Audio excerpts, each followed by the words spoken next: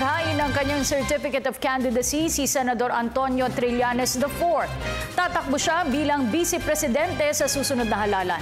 Ilan sa kanyang mga plataporma ay ang paglaban sa katiwalian at ang pagpapanatili ng kapayapaan at kaayusan. Ang detalye sa ulat ni Jade Miguel. Naghain na ng Certificate si Senador Sonny Trillanes IV na tatakbo sa pagka-Vice-Presidente. Sinamahan si Trillanes ng kanyang asawang si Arlene at mga kasamahan sa Partido Magdalo. Sa aming panayam kay Arlene, sinabi nito na nagsimula ng maglibot ang senador sa mga probinsya at buo raw ang magiging suporta ng kanyang pamilya at Partido Magdalo sa kanyang kandidatura. The whole family is behind him. So ever since we're always there for him.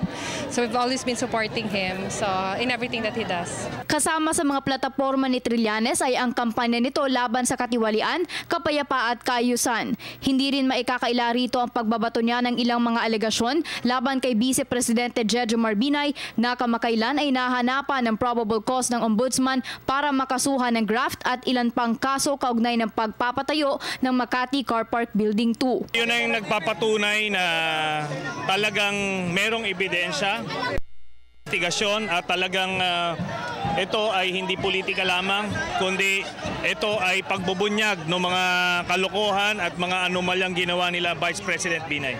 Tayo naniniwala na pwede siyang kasuhan at pwede siyang iditine. Kahit hindi mo siya tanggalin sa pwesto, pero kailangan siyang ilagay sa kulungan. Pwede yun.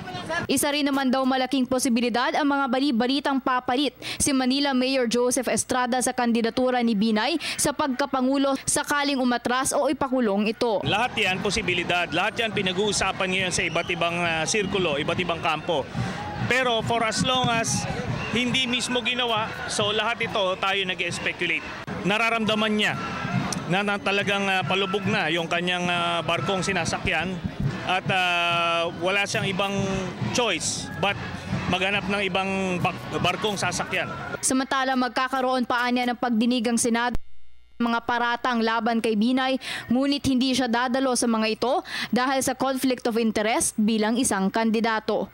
Para sa Telebisyon ng Bayan, Jade Miguel.